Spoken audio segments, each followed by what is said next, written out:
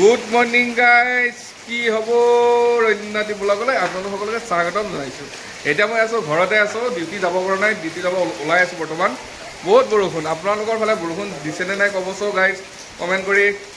আজি এতিয়া মই এটা বস্তু দেখাম, মই এতিয়া ভাতৰ লগততো আজি কি খাম পুৱাৰ ভাগত আপোনালোকক সৰুকৈ ভিডিঅ' এটা কৰিম আৰু আপোনালোকে স্কিপ নকৰাকৈ চাব।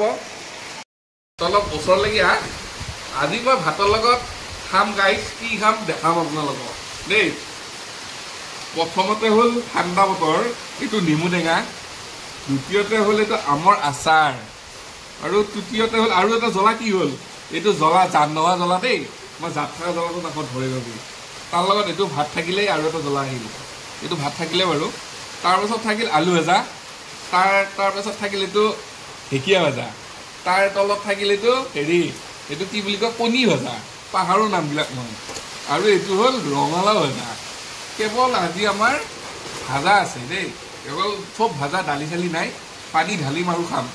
আপোনালোকে কেনেকৈ খাই জনাব মোক, ধন্যবাদ দেই, খাই লওক।